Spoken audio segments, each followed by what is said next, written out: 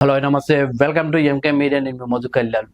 ఆంధ్రప్రదేశ్ రాష్ట్ర deputy CM Pawan Kalyan గారు deputy సీఎంగా బాధ్యతలు తీసుకున్న తర్వాత తన పని తాను చేసుకుంటూ వెళ్తున్నారు.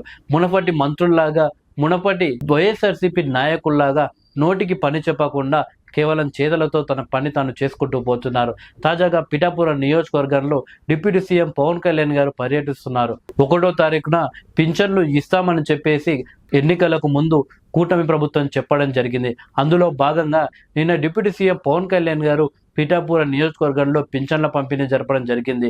ఆ తర్వాత సభలో సైతం పవన్ కళ్యాణ్ గారు మాట్లాడడం జరిగింది. ఆ రకంగా పవన్ కళ్యాణ్ గారు మాట్లాడుతూ సంచలన విషయాలు బయట పెట్టడం జరిగింది. అసలు పంచాయతీ శాఖలో నిధులే లేవు, అధ్వానంగా తయారైపోయింది. నేను ఎలక్షన్లకు ముందు ఎమ్మెల్యేకు ఇచ్చే శాలరీ నేను తీసుకుందాం అనుకున్నాను, కానీ పంచాయతీ శాఖలో ఉన్న అప్పుల గురించి చూసేసరికి నా మైండ్ బ్లాక్ అయిపోయింది. ఇక శాలరీ తీసుకోవద్దని ఫిక్స్ అయిపోయాను. డిప్యూటీ సీఎం క్యాంపస్కు సంబంధించిన ఫర్నిచర్ను ఏర్పాట్లు చేస్తామని అధికారులు చెప్పినప్పటికీ వద్దే వద్దు, ఫర్నిచర్ నేను సొంతంగా తెచ్చుకుంటాను, ఎలాంటి ఖర్చు పెట్టవద్దు అంటూ నేను చెప్పాను అని పవన్ కళ్యాణ్ గారు చెప్పడం జరిగింది. అదేవిధంగా వైఎస్ఆర్సీపీ నాయకులు గత 5 సంవత్సరాలు చేసిన అవినీతి కూడా పవన్ కళ్యాణ్ గారు చెప్పడం జరిగింది.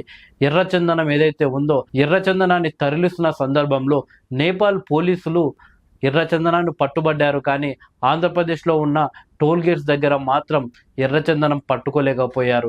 దానికి కారణం వైఎస్ఆర్సీపీ నాయకులు పెద్దిరెడ్డి, మిథున్ రెడ్డి. ఎర్రచందనం టోల్ గేట్స్ దగ్గరికి వస్తే చాలు, ఓ మిథున్ రెడ్డి గారి బండ పోని, ఓ పెద్దిరెడ్డి గారి బండ పోని అని పంపించేసేవారు. అంత వీక్గా మన టోల్ గేట్స్ ఉన్నాయి. టోల్ గేట్స్ మొత్తం బలంగా తీర్చిదిద్దాల్సిన అవసరం ఉంది. మిథున్ రెడ్డి, పెద్దిరెడ్డికి సంబంధించిన ఫైల్స్ నా దగ్గరికి వచ్చాయని పవన్ కళ్యాణ్ గారు చెప్పడం జరిగింది. అయితే పవన్ కళ్యాణ్ గారు సైలెంట్గా తన పని తాను చేసుకుంటూ పోతున్నట్టు తెలుస్తుంది. తనకు ఏవైతే శాఖలు చంద్రబాబు నాయుడు గారు కేటాయించారో ఆ శాఖలకు సంబంధించిన పనులు సైలెంట్గా చేసుకుంటూ పోతున్నారు.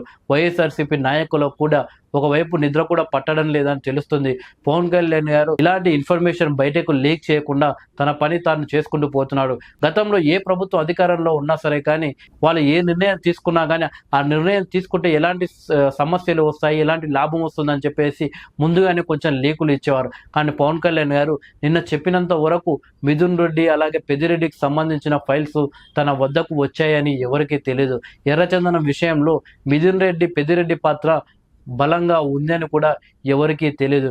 ఇలా పవన్ కళ్యాణ్ గారు ఒక్కొక్కటి వైఎస్ఆర్సీపీ నాయకులకు సంబంధించిన విషయాలు బయట పెడుతున్నారు. భవిష్యత్తులో మరిన్ని ఘోరాలు కూడా బయట పెట్టే అవకాశాలు కనిపిస్తున్నాయి. Thank you.